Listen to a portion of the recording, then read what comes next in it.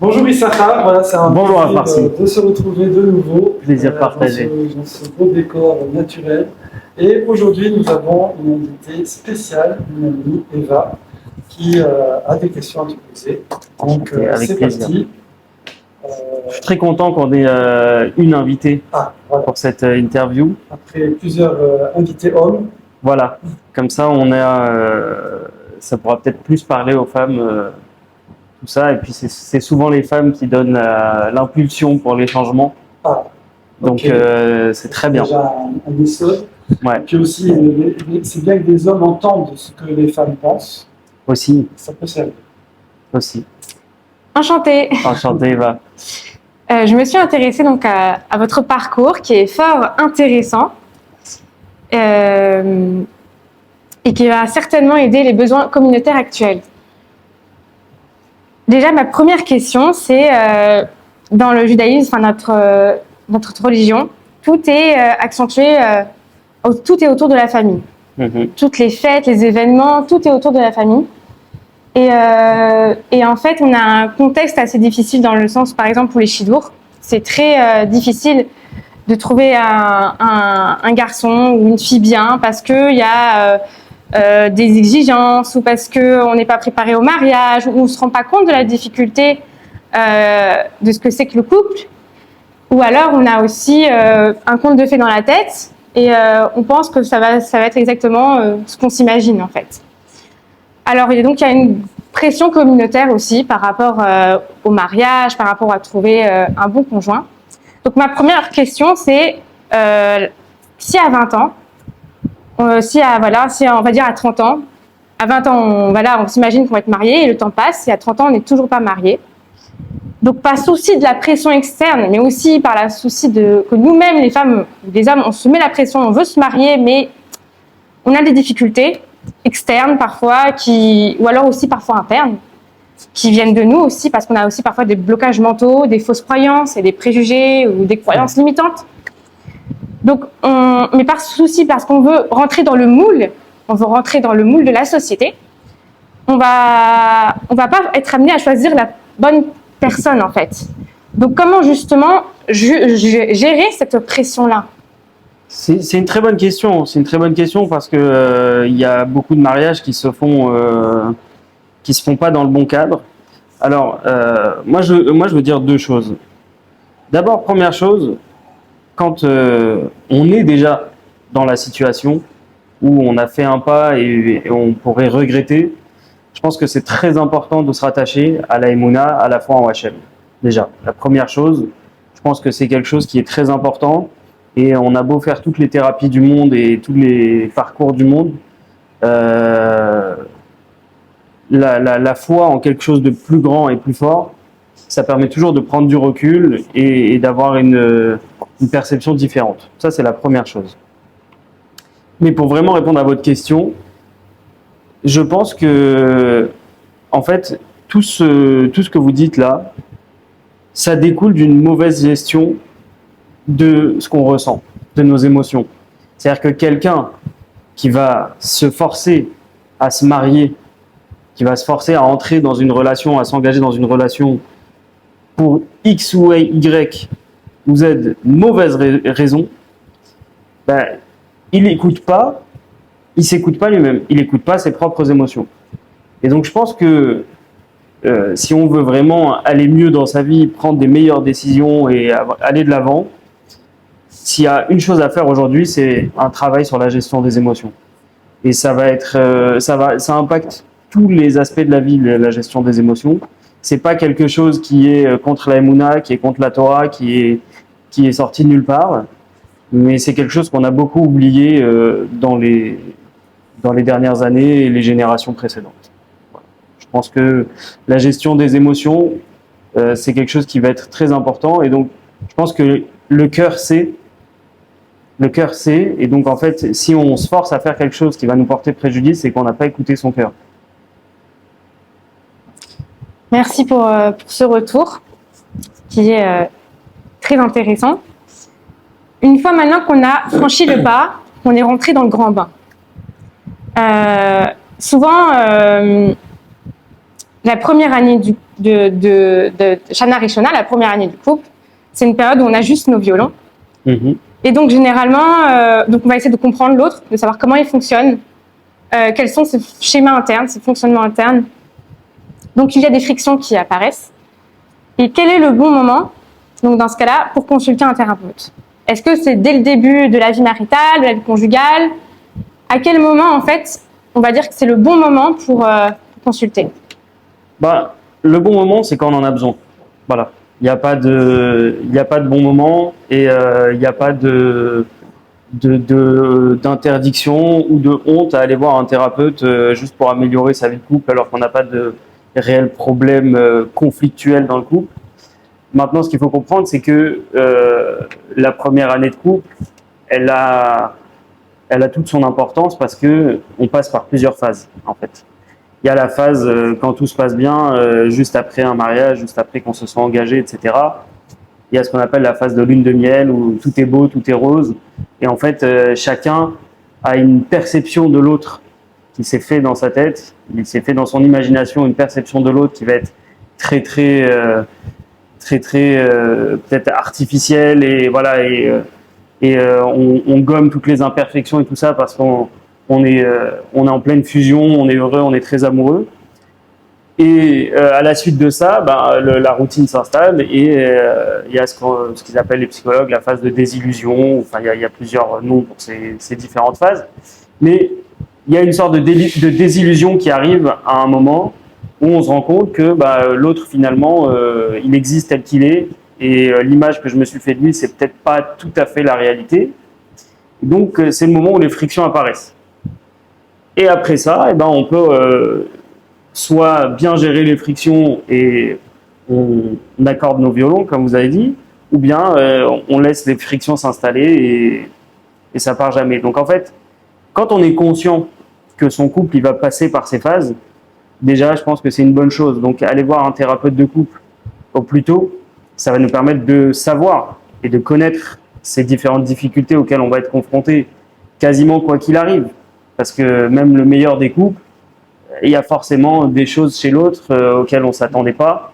Et donc, je pense que aller consulter un thérapeute de couple juste pour avoir des outils pour parer aux problèmes plutôt que de les réparer, c'est une bonne idée.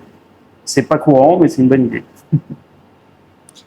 Alors, vaut mieux prévenir que guérir dans ce cas. Exactement. C'est un peu, moi, je suis aussi madrich khatanim, donc je prépare au mariage. C'est un peu ce que j'essaye de faire. Ça veut dire qu'au-delà de l'aspect vie juive, etc., j'essaye de donner beaucoup d'outils aux khatanim que je forme pour qu'ils puissent aborder leur vie de couple avec des outils de communication, de compréhension de l'autre, etc.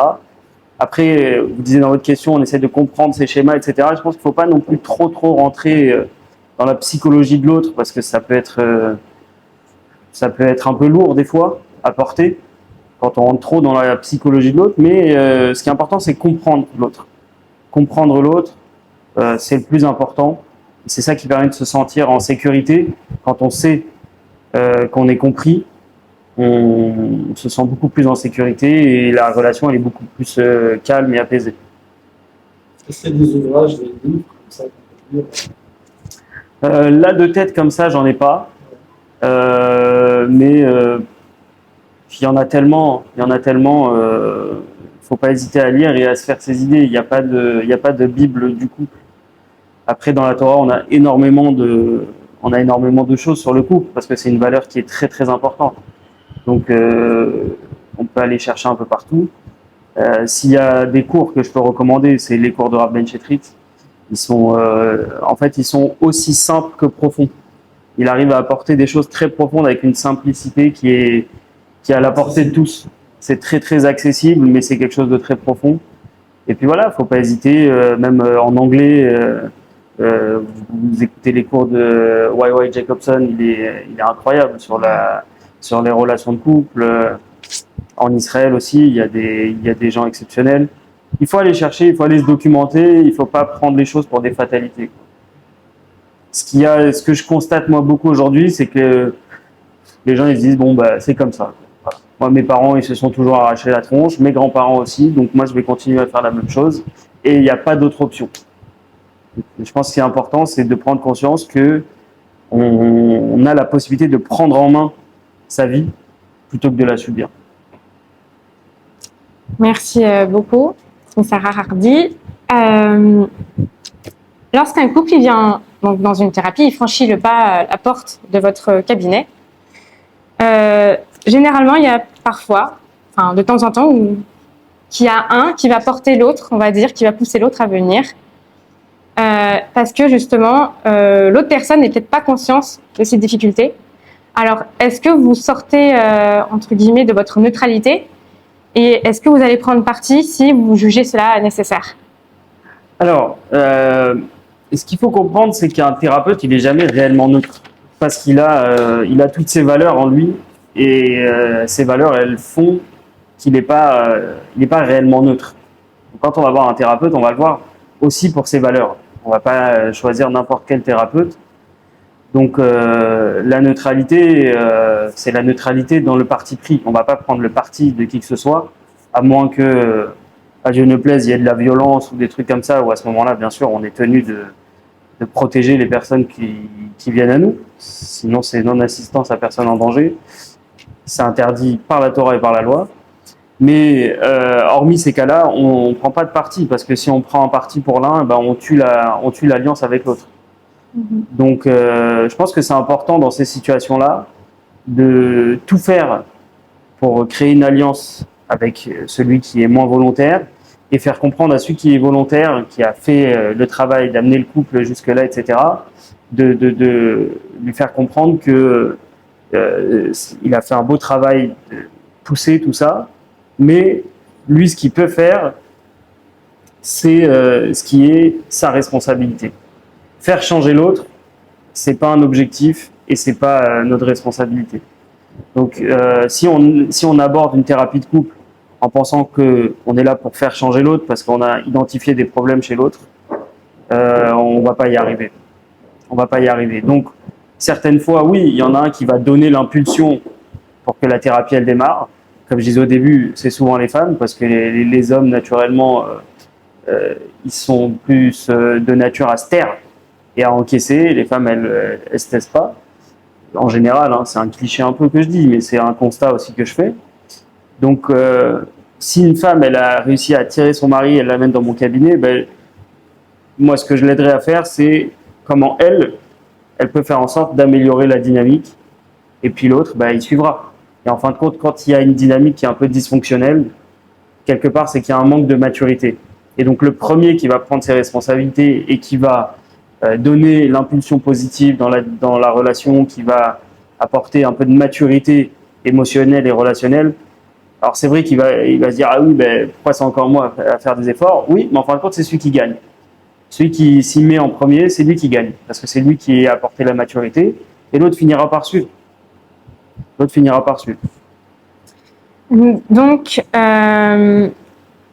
si par exemple par exemple, imaginons le mari ne prend pas au sérieux la thérapie ou qu'il est de mauvaise foi, du coup, on va dire que c'est la femme qui va devoir, entre guillemets, dans ce rond, en fait, dans son cycle, elle va devoir, on va dire, pas porter le conjoint, mais elle va être responsable de la dynamique dans le couple d'une certaine manière.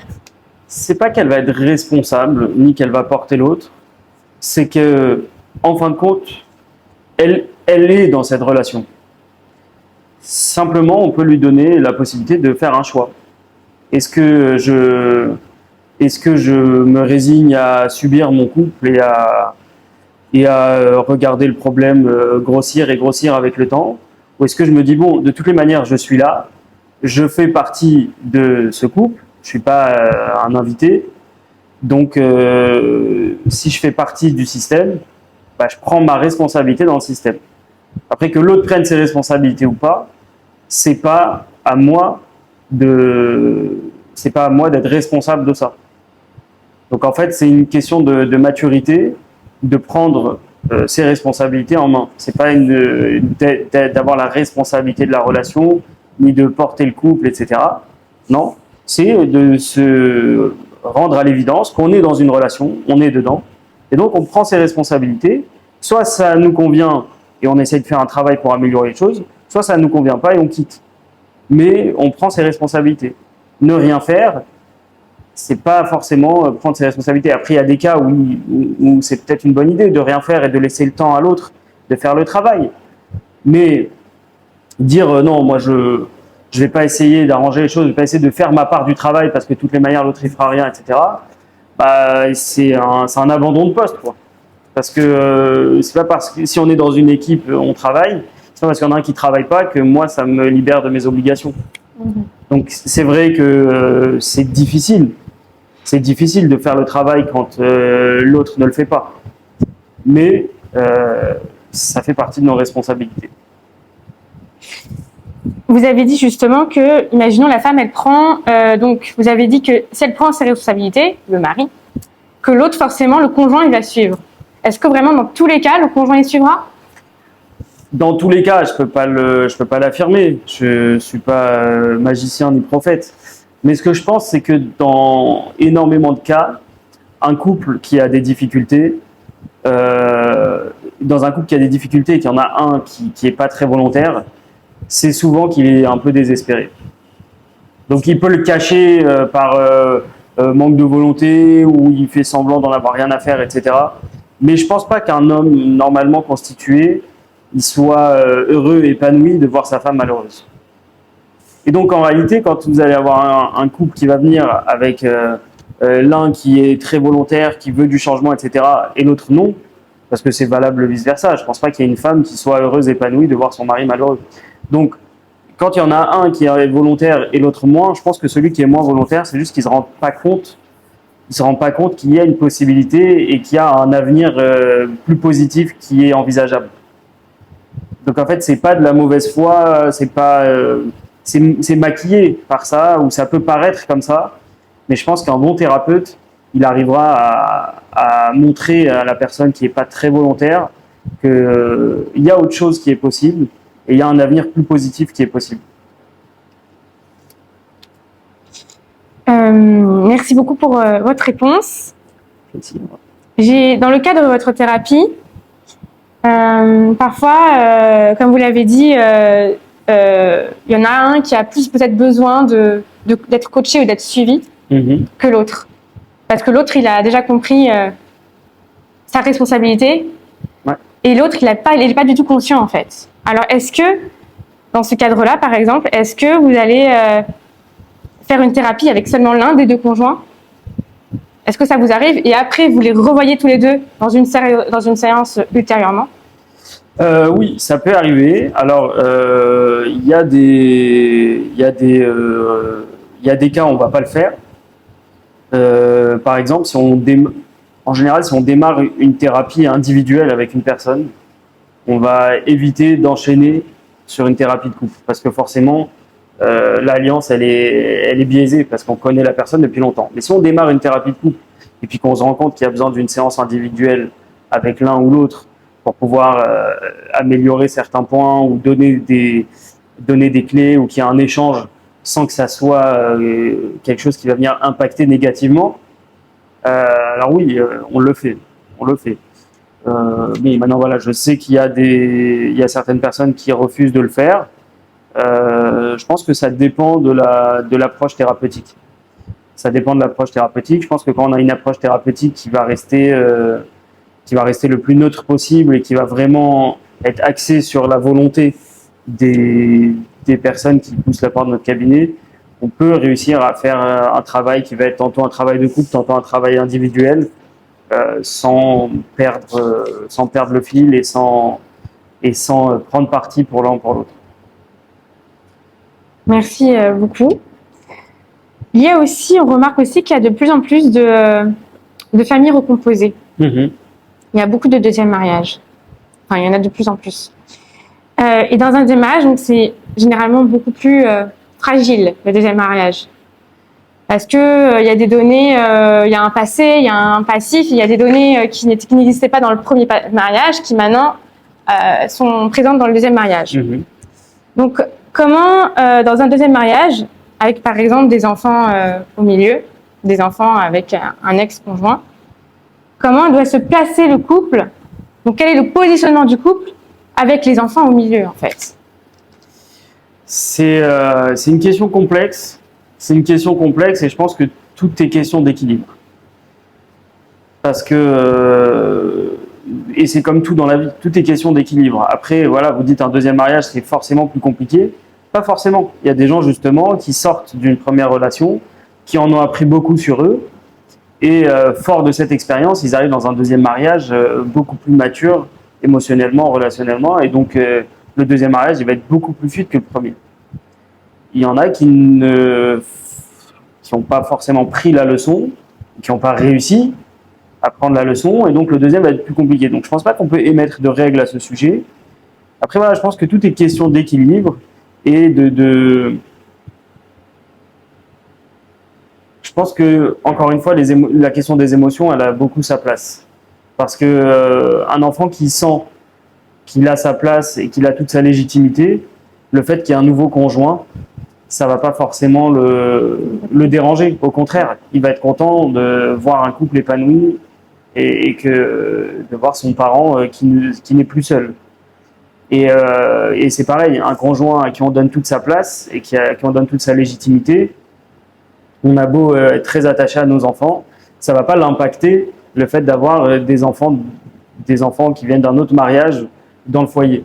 Donc c'est une question d'équilibre et c'est vraiment la question d'être à l'écoute des besoins des autres. Si on est à l'écoute des besoins de chacun, on peut y arriver. Alors il y aura peut-être des zones de friction, il y aura peut-être des ajustements à faire, etc. Mais l'équilibre, je pense que c'est la question la plus importante. Et donc c'est pour ça qu'il n'y a pas de règle qui va être applicable à tout le monde. Il y a autant de couples que de personnes.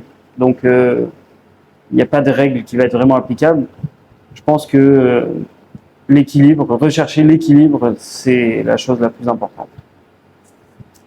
Alors, nous avons parlé des enfants dans ce couple, mais aussi il y a le facteur externe, les ex-conjoints.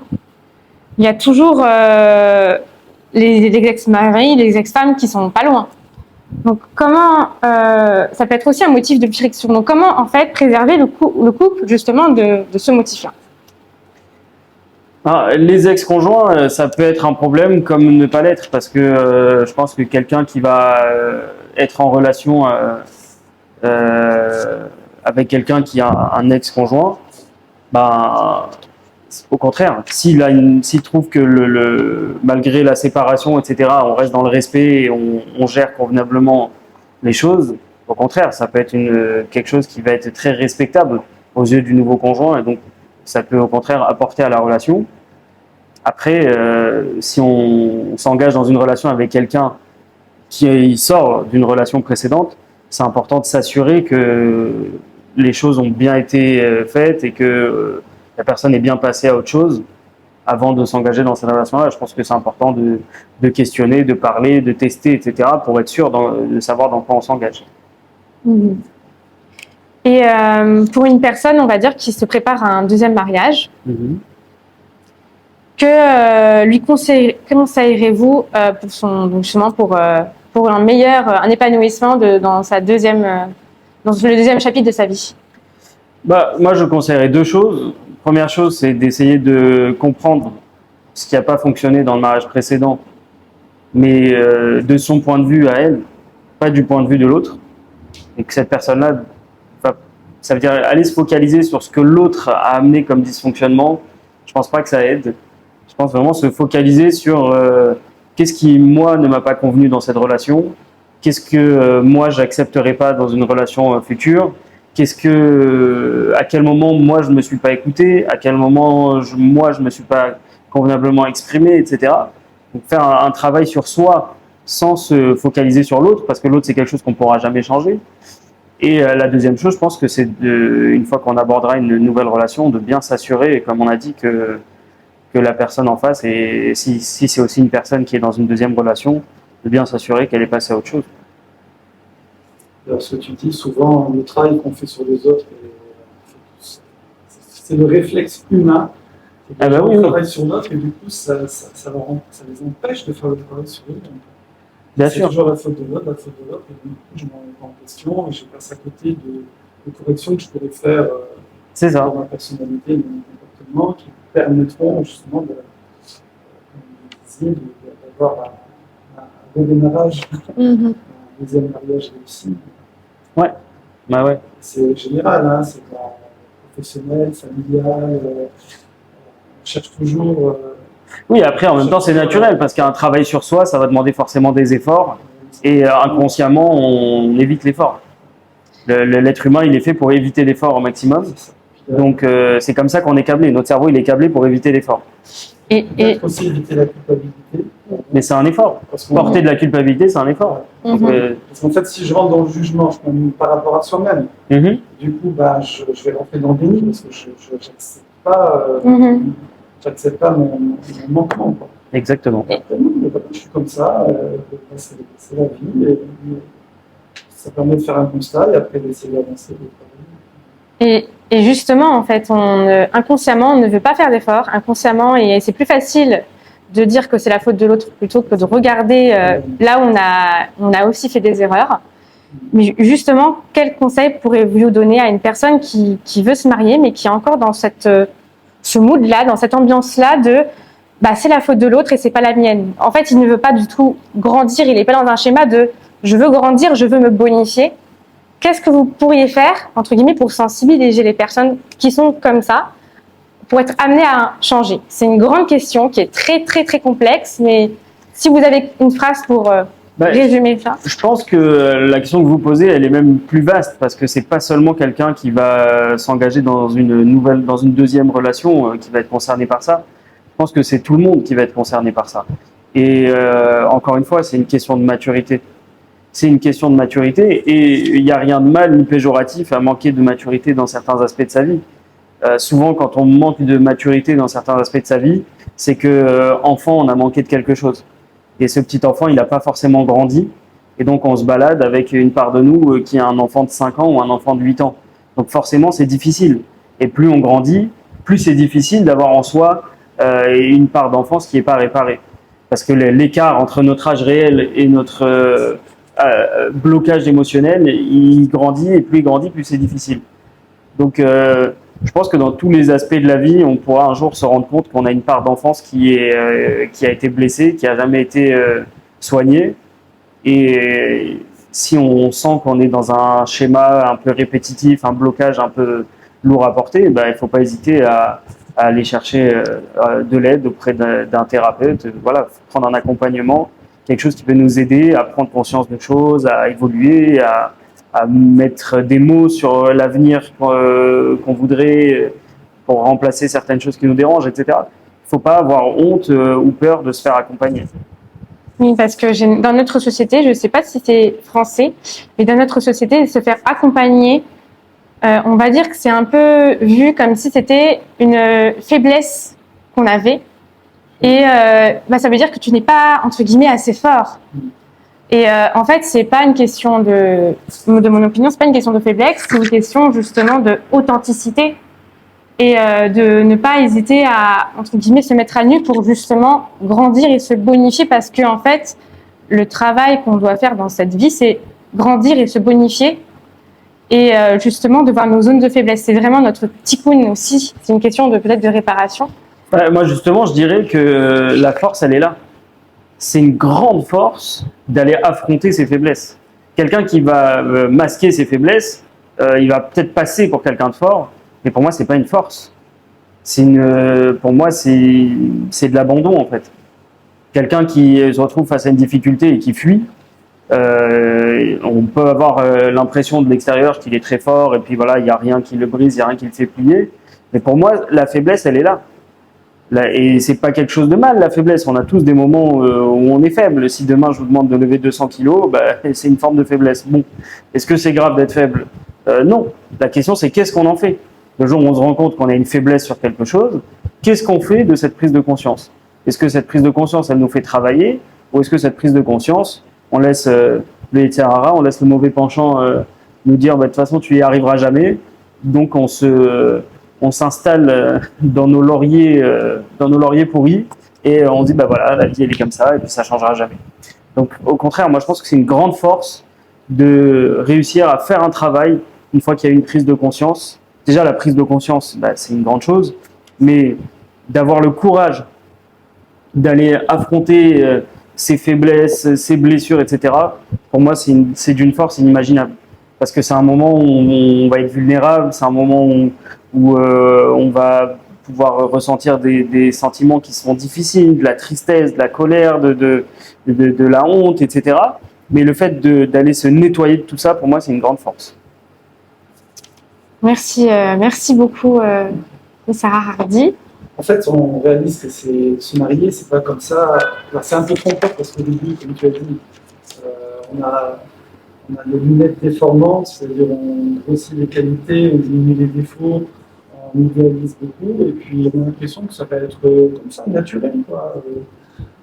L'amour, la vie de couple, la vie de famille, parents, enfants, tout ça, c'est naturel, c'est magnifique. Voilà.